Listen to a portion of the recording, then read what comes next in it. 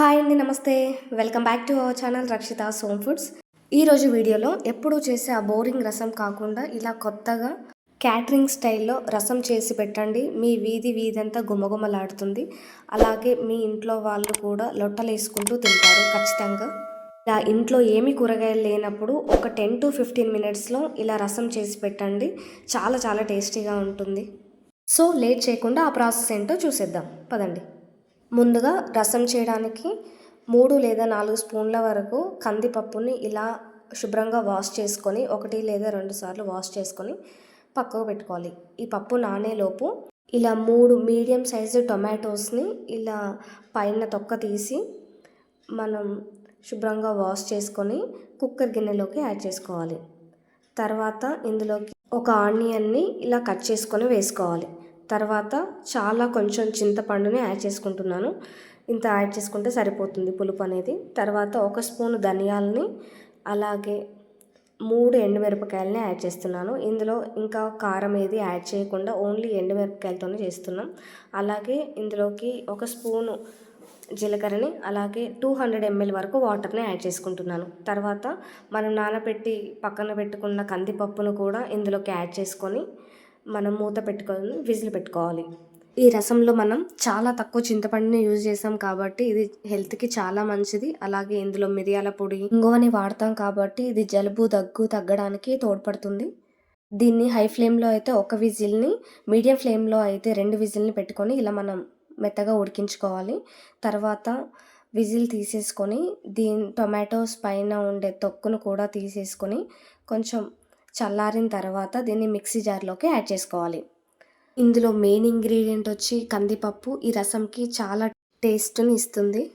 Add చేసుకున్న తర్వాత వీటన్నిటిని ఫైన్ పేస్ట్ లాగా మిక్సీ పట్టుకొని పెట్టుకోవాలి. దీంట్లోకి పోపు వేసుకోవడానికి ఒక గిన్నె తీసుకొని అందులోకి 1 టేబుల్ స్పూన్ వరకు ఆయిల్ యాడ్ చేసుకుంటున్నాను. తర్వాత ఇందులోకి ఆవాలు, జీలకర్ర, అలాగే క్రష్ చేసుకున్న వెల్లుల్లిపాయలని కూడా యాడ్ చేసుకోవాలి. ఇలా ఒకసారి కలుపుకొని ఇందులోకి 1 లేదా 2 రెమ్మల కరివేపాకుని యాడ్ చేసుకోవాలి. ఇందులోకి హింగువని కూడా యాడ్ చేసుకోవాలి. తర్వాత పావు చెంచా పసుపుని కూడా యాడ్ చేసుకొని మొత్తం అంతా బాగా మిక్స్ చేసుకోవాలి. ఇందులోకి మనం మిక్సీ పట్టుకొని పెట్టుకున్న టమాటో పేస్ట్ అంతటిని కూడా ఇందులోకి యాడ్ చేసుకోవాలి. యాడ్ చేసుకున్న తర్వాత ఇందులోకి మనం 1/2 లీటర్ వరకు వాటర్ని యాడ్ చేసుకుంటున్నాను. ఇక్కడ నేను ఈ రసంని ఒక 5 లేదా 6గురికి సరిపోయే విధంగా ప్రిపేర్ చేస్తున్నాను. తర్వాత ఇందులోకి రుచిని చూసుకొని సాల్ట్ని అడ్జస్ట్ చేసుకొని వేసుకోండి. తర్వాత పావు చెంచా మిరియాల పొడిని, అలాగే 1/2 స్పూన్ ధనియాల పౌడర్ని, ఒక పావు చెంచా వరకు జీలకర్ర మెంతుల పౌడర్ని వేసుకొని మొత్తం అంతటిని బాగా మిక్స్ చేసుకొని దీనిపైన కొంచెం ఇలా ఓపెన్ చేసి ఉండే విధంగా మనం మూత పెట్టుకోవాలి. లేదంటే పొంగు వచ్చినప్పుడు రసం అంతా కింద పడిపోతుంది కాబట్టి ఇలా పెట్టేసుకోవాలి. ఇక్కడ 1 లేదా 2 పొంగులు వచ్చేంత వరకు మనం ఈ రసాన్ని వేడి చేసుకోవాలి. ఇలా వన్స్ తెరల కాగిన తర్వాత మనం అంతా బాగా ఒకసారి మిక్స్ చేసుకొని ఇందులోకి సాల్ట్ అడ్జస్ట్ చేసుకొని వేసుకోండి. ఫైనల్గా లాస్ట్లో కొంచెం కొత్తిమీరని యాడ్ చేసుకొని ఈ రసంని వేడిగా సర్వ్ చేసుకుంటే చాలా టేస్టీగా, ఎంతో రుచికరంగా ఉండే క్యాటరింగ్ స్టైల్ రసం అనేది రెడీ అయిపోతుంది. దీన్ని వేడి అన్నంలోకి సర్వ్ చేసుకొని తింటే చాలా చాలా టేస్టీగా ఉంటుంది. ఇంకెందుకు ఆలస్యం, మీరు కూడా ఓసారి ఇలా ట్రై చేసి చూడండి. మీరే అంటారు చాలా బాగుందని.